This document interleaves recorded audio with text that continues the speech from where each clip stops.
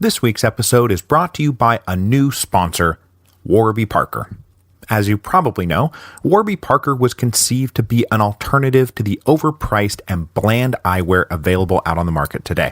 Prescription eyewear should simply not cost as much as an iPhone, and Warby Parker prescription glasses start at just $95, and that's including prescription lenses. They also make buying glasses online easy and risk-free. The Home Try-On program allows you to order 5 pairs of glasses to be shipped directly to your home to try out, and then when you're done, you just use the prepaid return shipping label to send them back with no obligation to purchase. But if you do purchase, the happy kicker is that for every pair of glasses sold, Warby Parker distributes a pair of glasses to someone in the world who needs a pair of glasses but does not yet have a pair of glasses. So when you're done with this episode, head to warbyparker.com/revolutions to order your free home try-ons today. Warby Parker makes your experience completely risk-free, and it's just free shipping all around.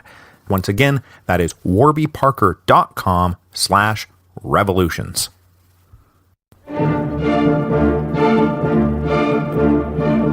Hello, and welcome to Revolutions. Episode 5.8, The Patriotic Society for the Development of Agriculture and Livestock. So last time, we took Venezuela up to the coup of April 19, 1810, and the establishment of an independent Criollo-dominated Caracas junta. And then we wrapped up in June of 1810 with the departure of a little 3-man embassy to London to try to win British support for the cause. But though Venezuela was the first to take advantage of the fall of the Central Junta in the spring of 1810, it was only the first to take advantage of it, and 1810 would prove to be a momentous year in the history of the Spanish Americas, as 5 major rebellions took hold. But since each is as complicated as the other, I am going to invoke my goal to keep the focus here on New Granada, and instead we'll just briefly touch on the others. The most significant of these rebellions, at least at the moment, erupted down in the Rio de la Plata, as news arrived of the fall of the Central Junta at the end of May. In a region already brimming with political and military self-confidence, a complicated little game played out, pitting everyone against everyone else. Criollo against Peninsular, against Mestizo, liberals against conservatives, the old viceregal regime against calls for self-government. Taken together, it's called the May Revolution, and culminated in Buenos Aires on May the 25th, 1810, with the deposition of the viceroy and the beginning not just of the Argentinian War of Independence, but also a running civil war that would engulf the region for years. The coastal cities would fight against the interior. Buenos Aires would find itself fighting against everyone else. It's really quite a mess, and we are not going to fall into it. The third major rebellion to hit in 1810, though, we do need to talk about, because it broke out over in New Granada proper, that is, modern Colombia. Word of the fall of Seville and the Central Junta reached Cartagena in May 1810, and as in Caracas and down in Buenos Aires, the local Criollo elite wasted no time establishing a local governing junta to rule in Ferdinand's name without recognizing the legitimacy of the regency, whatever that was, or whatever claims to sovereignty it might be making. This pattern of junta formation then followed news up into the interior of New Granada, passing through Socorro on July the 9th, Socorro being the scene of the Comunero Revolt in 1781, on its way to the viceregal capital of Bogota in July. Now, since the abdications of Bayonne, the viceroy in Bogota had been doing a pretty okay job keeping a handle on things.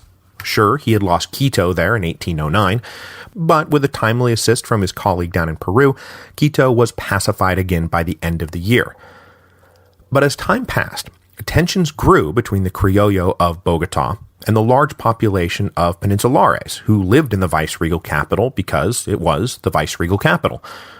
And the viceroy tried to play fair, but by disposition and frankly necessity, he wound up siding more and more with the Peninsulares against the growing assertiveness of the Criollo.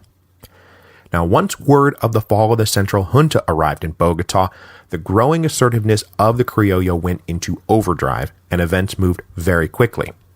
Leading Criollo immediately demanded local autonomy and the creation of a junta. Then, in a calculated move to provoke the population, there's this funny little incident where some of these Criollo leaders asked a particularly prejudiced peninsular merchant to lend them a vase for a meeting that they were going to have, knowing full well that this guy was going to say, no, if you want it, you have to buy it. Then an argument broke out, and after being intentionally provoked, this peninsular merchant allegedly got so mad that he smashed the vase on the ground rather than let them take it. Now, this created an insulting incident that the Criollo could then go out to use to rile up the streets, and all of it worked. With the streets now fully agitated, the viceroy agreed to convene a junta.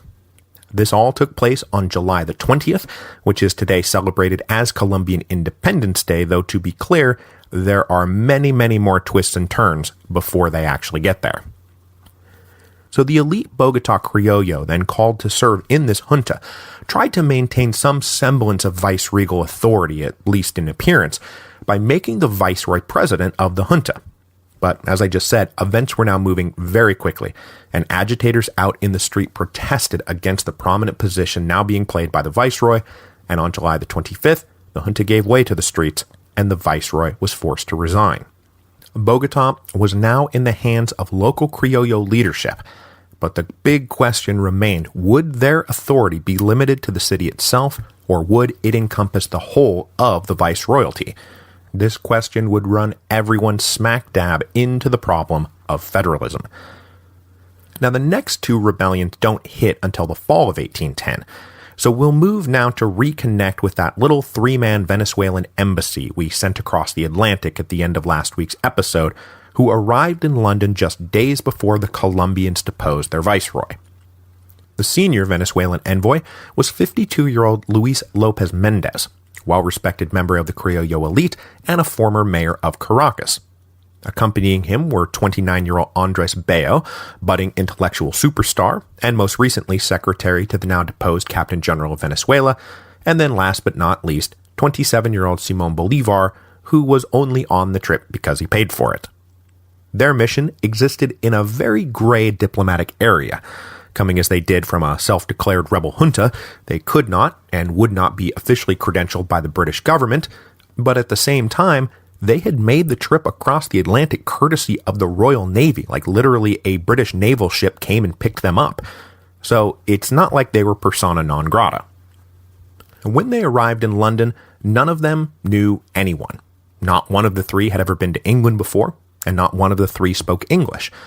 But that was no matter, because whenever a South American arrived in London, they would always find a warm welcome in the now famous house on Grafton Street, home of their long-exiled countryman Francisco de Miranda, and so to Grafton Street they went.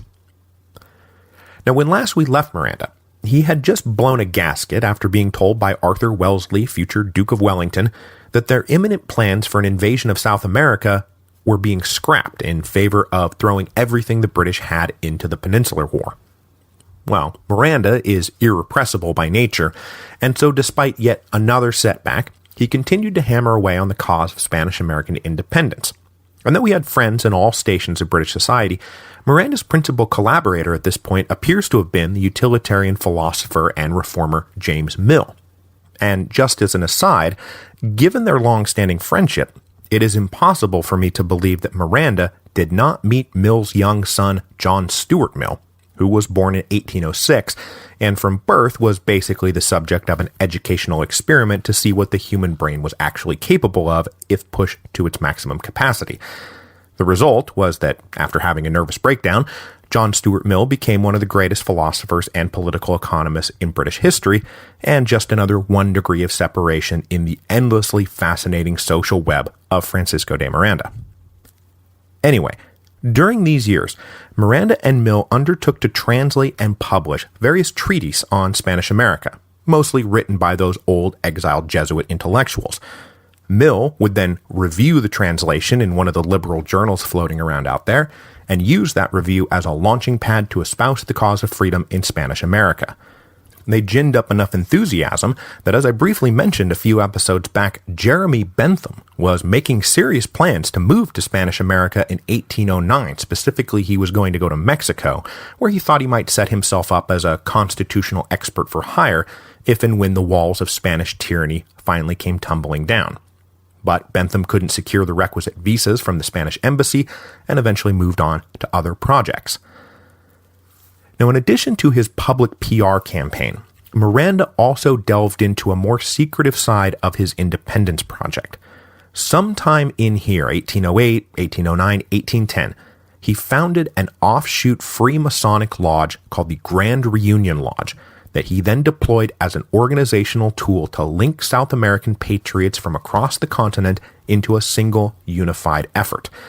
As various exiles and dissidents would come through the house on Grafton Street from the Rio de la Plata or Chile or New Spain or Peru, Miranda would induct them into the lodge. And the membership roll of the Grand Reunion Lodge included nearly every prominent South American revolutionary, and their shared brotherhood was one of the underlying connections that allowed for whatever limited coordination took place during the Wars of Independence. Now, I have not talked about the Freemasons even once here on the Revolutions podcast, which I'm sure for some of you has been a noticeable dog that has not barked, because not only were a ton of the various revolutionaries in the American, French, and even Haitian Revolution Masons, the theory that all of these revolutions were actually the work of the Masons has long enjoyed a certain popular prominence. But I am personally skeptical of the idea that Freemasonry as an organization and movement were the secret drivers of these various revolutions. Yes, it was a secretive organization of enlightened liberalism, and many core Mason beliefs became cornerstones of the Atlantic Revolutionary era, but at the same time it was also just a fairly banal social club that included educated men on the rise from all walks of life who were looking to make connections with other prominent men. These guys might be radical in their politics, they were often indifferent in their politics, and some were indeed downright reactionary in their politics. And basically, when you start digging around, Masons don't just show up on the revolutionary side of the line, they show up on every side of the line. So it's not nearly as straightforward as like, oh, a bunch of Masons staged the American Revolution, and then Washington inducted Lafayette and sent him back to plot with the Duc d'Orléans to launch the French Revolution. And yes, all three of those guys were Masons. So mostly I've kept Masonry out of the narrative, because God knows we've had enough other stuff to talk about, but I have had some notion to do a little mini-series at some point to address all of this, the role of Masonry in the revolutions, because they are linked in the popular imagination. But I haven't yet committed to it because I can't decide where I stand on the theory that Adam Weishaupt killed George Washington and took his place at some point after the suppression of the Bavarian Illuminati in 1785, which would explain why the Washington who just wanted to retire peacefully to Mount Vernon after the war suddenly threw himself back into the bubbling cauldron of revolutionary politics, so I can still see both sides of the argument. Now, all of that said, the one place where you really do find all the Masons loaded over on the revolutionary side of the line is here in the Wars of Spanish-American Independence, and it's largely thanks to the role of Miranda's Grand Reunion Lodge. For one thing, Masonry was outlawed in the Spanish Empire, so it's not like there were many Masons roaming around out there to begin with, but even more importantly is the fact that the Grand Reunion Lodge was founded with an explicitly revolutionary goal. Once Miranda inducted the various exiles and dissidents, they would return home and seek out other like-minded revolutionaries and induct them into affiliated lodges. But really what's going on here is that these guys were revolutionaries who became Masons, rather than Masons who were then turned into revolutionaries. The kicker to all this here is that while Luis Lopez Mendez and Andres Bello were both confirmed to have been inducted by Miranda into the Grand Reunion Lodge here in 1810, there's not one shred of hard evidence that the most famous South American revolutionary of them all, Simón Bolívar, ever was.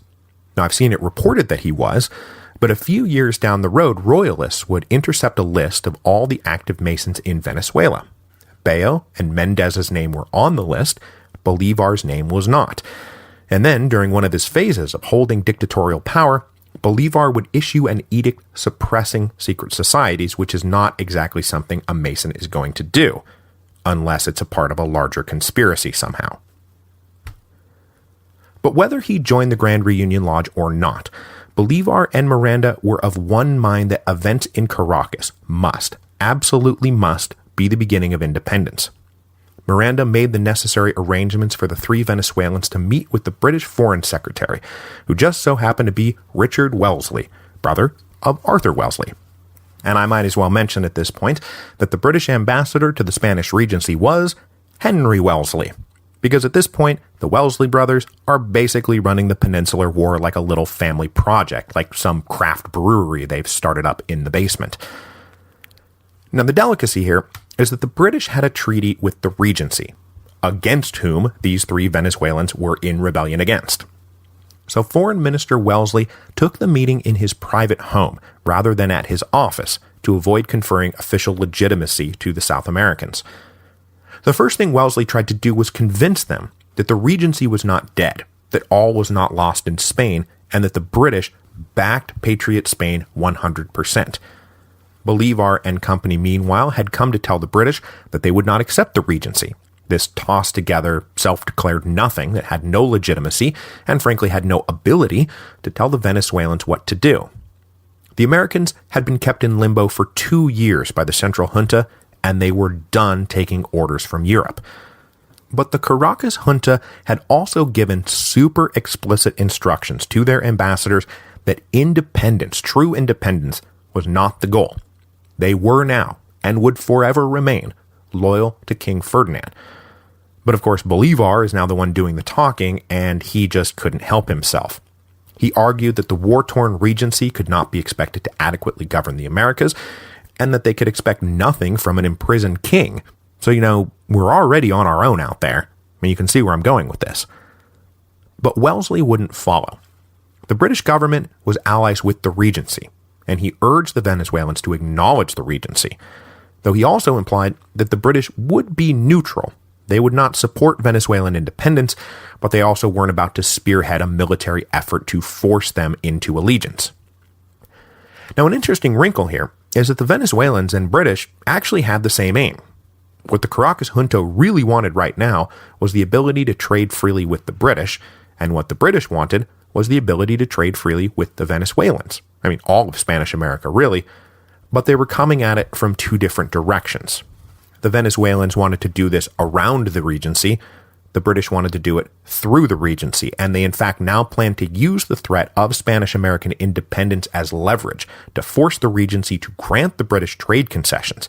And indeed, for the rest of 1810 and then all through 1811, Henry Wellesley, that third Wellesley brother, would be down in Cadiz offering to mediate the conflict between Spain and her colonies in exchange for British trading rights in the Americas. The final upshot from this meeting was that the British made it clear they would neither help nor hinder the Venezuelans, while Bolívar left having made it clear that he certainly believed this was all headed towards independence. And while Wellesley complimented Bolívar on the passion of his argument, he also noted wryly that in the stack of papers the Venezuelans had just handed him, they had accidentally left the private instructions not to discuss independence. But one guy who was always willing to talk independence was Francisco de Miranda, who was thrilled by the news coming out of Caracas and eager now to brain dump his life's work into Bolívar's head. And during the 2 months that Bolívar remained in London, he and Miranda conferred constantly. They were practically inseparable. Miranda introduced Bolívar all around London, and they would stay up late plotting Spanish-American independence, all the way down to Miranda's ideas for infrastructure improvements that could be undertaken after independence to improve the economic productivity of their country. They also agreed on one other thing. Unity of purpose was essential. One of those we all must hang together or surely we shall hang separately things.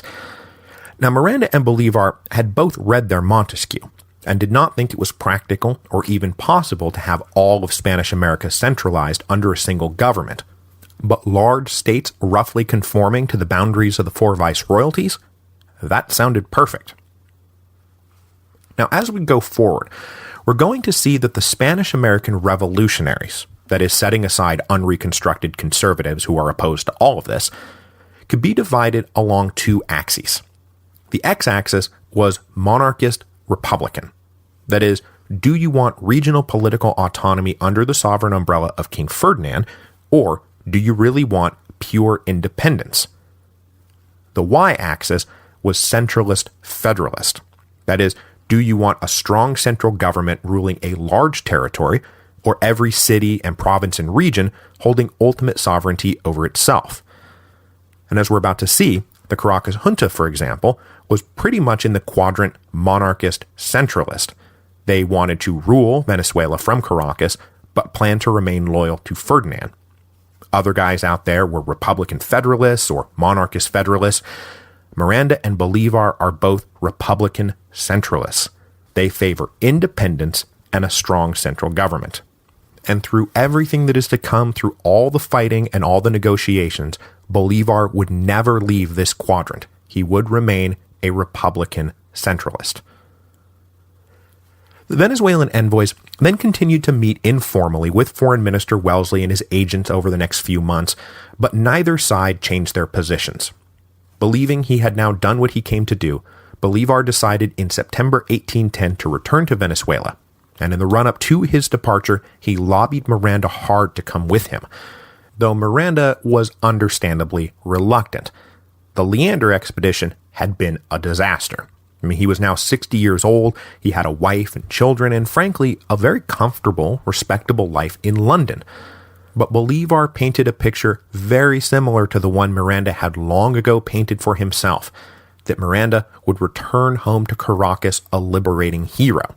And finally, Bolívar convinced the old man to come home. Now, the two men intended to take the same ship home at the end of September 1810, but Bolívar would again be traveling courtesy of the Royal Navy, and at the last minute, Foreign Minister Wellesley decided it would be too provocative to the Regency for the British Navy to transport Miranda back to Venezuela, since everyone in Europe and the Americas knew that Miranda only had one thing on his mind: independence. So while Bolívar departed England on September the 22nd, Miranda was delayed until he could secure passage on a private ship, and he did not depart until October the 3rd. Andrés Bello and Luis López Méndez, meanwhile, stayed behind in London. Bello got working on an intellectual PR campaign, and Méndez ultimately became the great logistical organizer for Bolívar's patriot armies over the next decade, and he was so important to the cause that Bolívar would later say that it was Méndez who we should all actually be calling the liberator. As Bolívar and Miranda set to depart, the fourth and fifth rebellions that I talked about at the beginning of today's episode rocked Spanish America, and they hit almost simultaneously, even though they occurred on opposite sides of the empire. Down in Santiago, Chile, the local criollo had now learned not just of the fall of the Central Junta, but also of the May Revolution over in Buenos Aires. Inspired by the example of the Rio de la Plata, the locals of Santiago convened an open meeting of their town council on September the 18th, 1810. They deposed the local governor, who was a no-good, very bad man, and declared themselves autonomous under an independent junta. September the 18th is now Chilean Independence Day and would mark the beginning of the Chilean War of Independence. Then way up in New Spain, the really big revolt finally broke.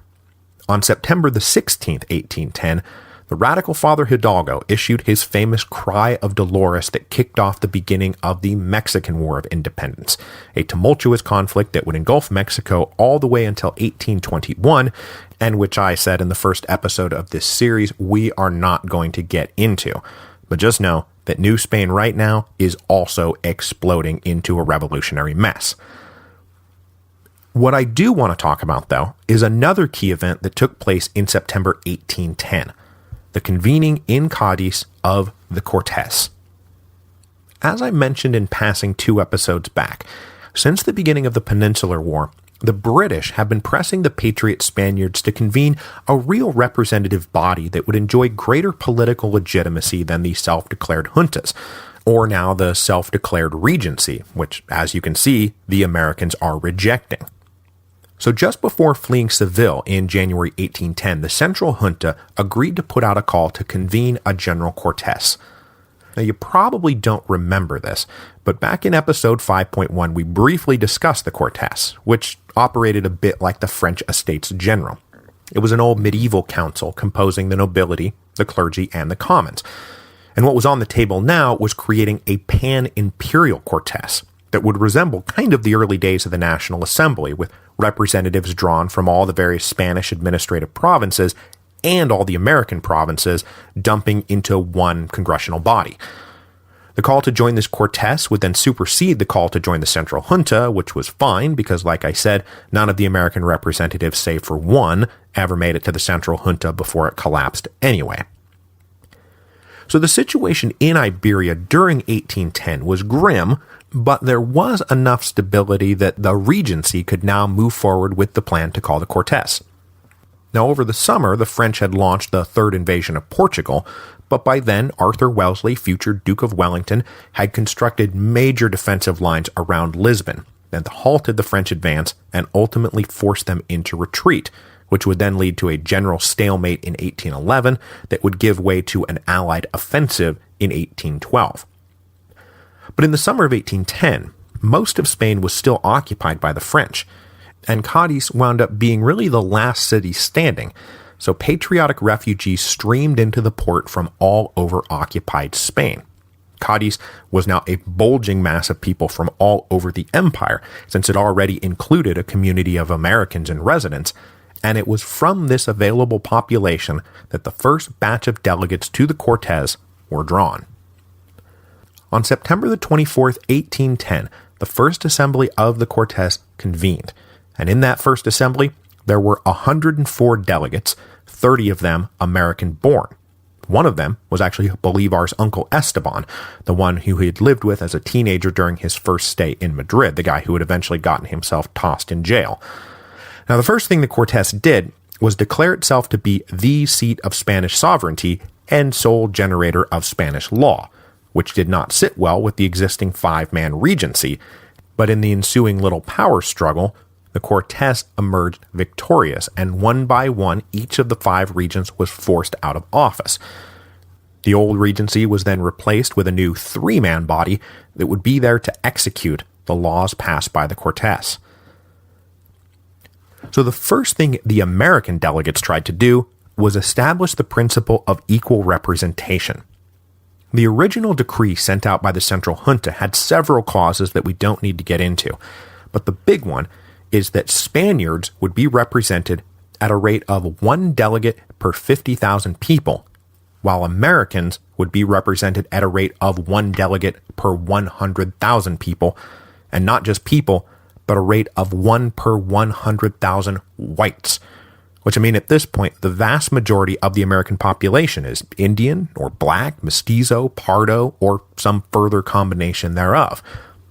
So on day 2 of the Cortes, the American delegates presented a proposal to make their delegation equal at a rate of 1 per 50,000 free subjects of the king. And here lay the fate of the future of the Spanish Empire. Because at the time it was believed that Spain had a population of about 10.5 million, while the Americas had a population of 15 to 16 million. Now historians have decided that latter number is probably inflated, but the implication here was obvious. Equal representation for the Americans meant an American-dominated Cortes, full stop, which even for enlightened peninsular liberals, this was an intolerable shift in the balance of power. Plus, the Spaniards had one very strong rejoinder. The raw population in the Americas may be 15 to 16 million, but everyone knew that the Criollo elite would be the ones deciding who represented the Americas. So in effect, quote-unquote equal representation would give a tiny minority of American whites, who numbered maybe 2 to 3 million, a controlling majority of the seats in the Cortes. Now this being a not unreasonable counterpoint, the two sides worked out a compromise that would have major implications for the future and represent a sea change in thinking about what constituted a citizen inside the Spanish Empire. After much wrangling, the two sides agreed on October the 15th to a new formulation. Free subjects who could trace both sides of their ancestry back to Spanish domains would be considered for the purposes of representation, those domains being Europe or America, which very, very obviously left out anyone from Africa. So on the one hand, this is a pretty remarkable extension of political and civil rights not just to mestizo, but also to full-blooded Indians, all of whom were now legally equal to the purest pure white peninsular. But this was accomplished specifically by eliminating blacks and mixed-race pardos from the equation. Now, for the guys sitting in the Cortes, this all looked pretty good. The Americans would get more delegates, but by not counting anyone with African blood, the Peninsulares still held a majority of the seats.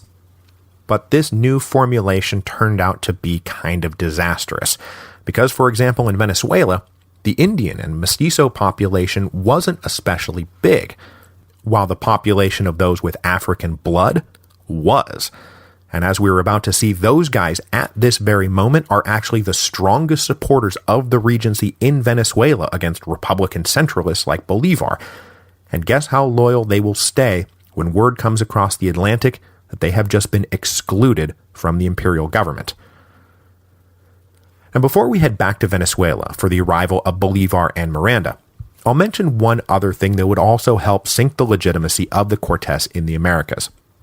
On December the 11th, the American delegates presented 11 propositions representing the core components of what they wanted out of the new order. Now, number 1 was recognition of the October 15 decree on equal representation. But the rest came down to various angles of free trade, no monopolies, unrestricted imports and exports, elimination of various taxes, equal access to government posts and the civil service. Number 11, though, returned to a long-held American grievance, demanding the return of the Jesuits. Now, the problem with this list of free trade proposals, and indeed one of the fatal problems with the Cortes in general, was that the patriotic government was physically housed in Cadiz. And since 1717, Cadiz had been the monopoly port of entry and exit for all American trade. And even after the Free Trade Decree of 1776, Cadiz still accounted for something like 90% of the American trade. The Cadiz merchant houses were still incredibly powerful, and they now had the government planted right in their front yard. And the really big stick the Cadiz merchants now held over the Cortes was that the patriotic war effort relied exclusively on taxes and revenues from the Americas for funding. And all those taxes and revenues were handled by the Cadiz merchants. It was kind of like they were a wholly independent treasury department. And so when the Americans presented the Cortes with a list of free trade demands, the Cadiz merchants were right there to tell the peninsular delegates, look, you do what you want. All we're saying is there might be problems releasing the revenue you need to go fight the French if you try to undermine our monopolies in the Americas, and you can imagine who won those battles. And so even as the Cortes hoped that their new government would coax the rebellious Americans back into line, their idealistic liberal fantasies never much materialized in reality, and the reality wound up being way more important to the Americans than the fantasy. So coming back now to Venezuela, Simón Bolívar arrived back in Caracas on December the 5th, just a few days before the American delegates presented the 11 propositions. He looked around, took stock of what had happened in the 6 months that he had been absent, and did not like what he saw. The Caracas junta had taken a decidedly conservative turn, and were now even more monarchist than when he had left. Meanwhile, efforts to bring the other Venezuelan cities under the leadership of the Caracas junta had mostly failed in the face of federalist resistance. The other principal cities in the province, like Maracaibo and Valencia and Coro, had gone ahead and formed their own juntas, but they refused to say, oh yeah, we'll let the guys in Caracas call all the shots. I mean, why should they get to run themselves, but not us? So Bolívar is a Republican centralist who finds himself surrounded by either monarchists on the one hand, federalists on the other, or, horror of horrors, a combination of the two. And this is all to say nothing of the large black and Pardo population I just talked about who is filling the streets of Caracas. They were convinced that any separation from Spain would leave them at the mercy of now unchecked Criollo race prejudice, and things for them would get worse than ever.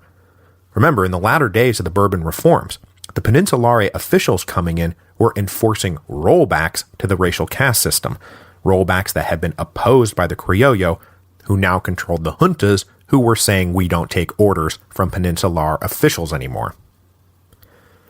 The Caracas junta, though, had done a number of things Bolívar approved of. They wasted no time, for example, enacting the now standard issue Big White Reform Package. They abolished all export duties, ended the much-hated sales tax, they declared free and open trade with every other nation, and they committed themselves to home rule, though under the sovereignty of King Ferdinand.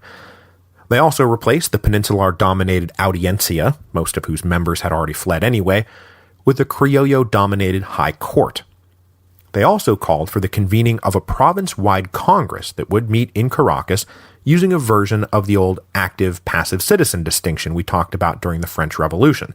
So property owners would be allowed to vote and be represented, the landless poor would not. But they did go a little bit further than we've seen so far, except for the Little La Paz Revolution of 1809. The Caracas junta voted to end what little Indian forced labor still existed in Venezuela, and then they abolished the special Indian tribute that the Indians had been forced to pay all these years. They also voted to outlaw the slave trade. Now, they are not outlawing slavery, just the trade. And I've not seen this argued anywhere, but I personally wonder how much of this was to bring Venezuelan trade policy in line with the British Slave Trade Act of 1807, because the British were bound to be one of their principal trading partners for the foreseeable future, and they had already abolished the slave trade. But that is 100% speculation on my part. Miranda arrived just a few days after Bolívar. He showed up on December the 10th, and he would immediately discover that the young firebrand had possibly oversold the situation in Venezuela. Bolívar did manage to hustle together a crowd to go greet Miranda at the docks when he arrived, and in anticipation for what he thought was going to be a momentous occasion, Miranda emerged from the ship wearing nothing less than his old French Revolutionary general's uniform. But it soon became clear how manufactured the greeting really was.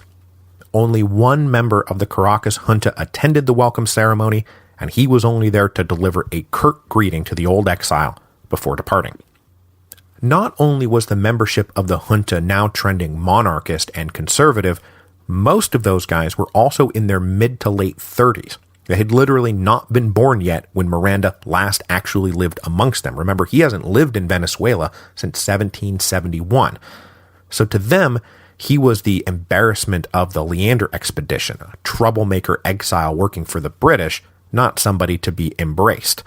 And there's even some historical debate about whether the junta had told Bolívar not to make contact with Miranda while in London, like that was even possible.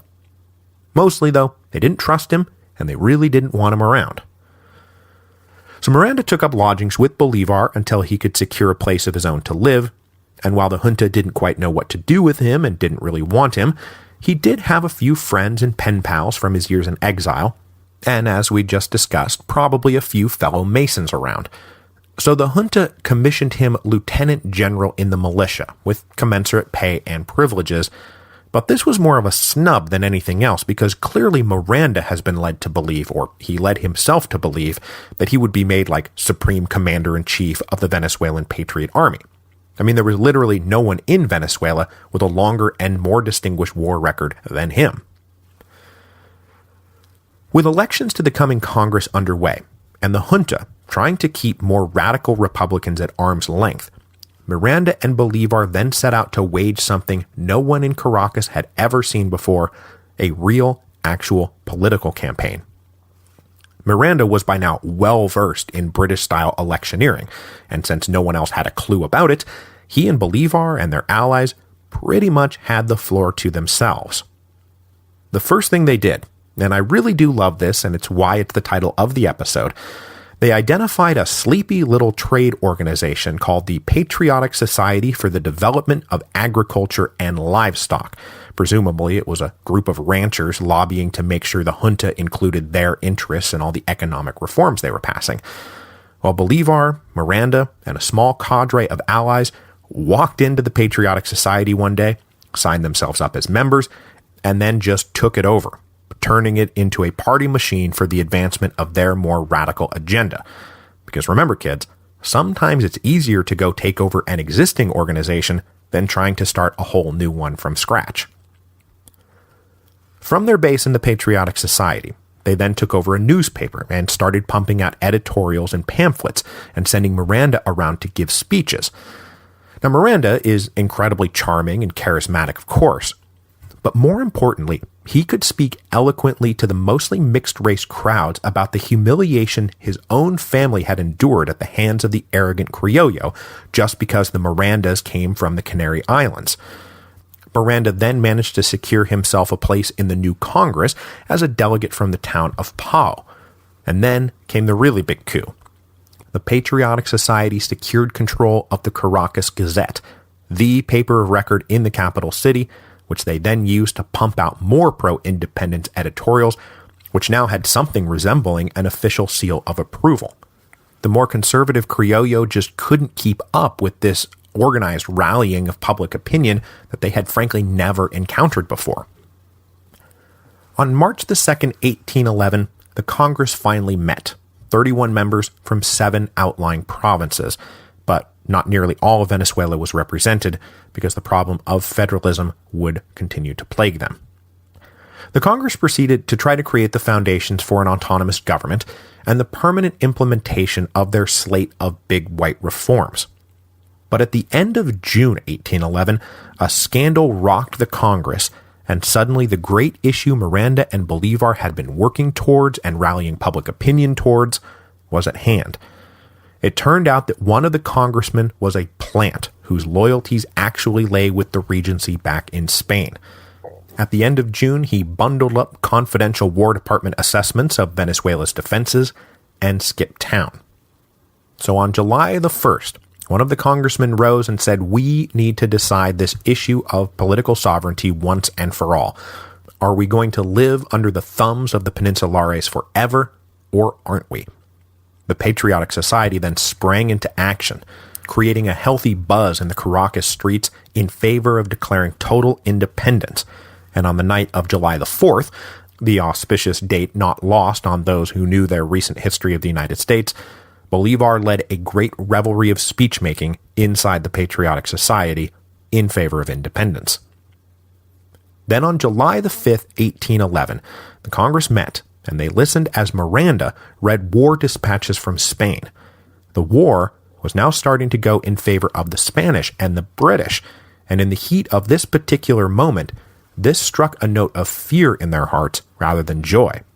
Because once the French had been expelled and Spain reconsolidated, it was inevitable that the old regime would try to come back and undo everything that they have now done over the past year. Whether you were a monarchist or a republican, it was obvious that maintaining home rule meant acting now before it was too late. With only one dissenting vote, the Congress voted to declare independence, and the First Republic of Venezuela was born. Next time, we will cover the first year of the First Republic of Venezuela in all of its ignoble glory. And I do say next time because I'll be taking next week off, mostly to focus on riding the storm before the storm. But when we return in 2 weeks, we will watch things go really not great for the patriotic cause. Because the Declaration of Independence may have seemed like the final culmination of something, but it turned out to be little more than a false start.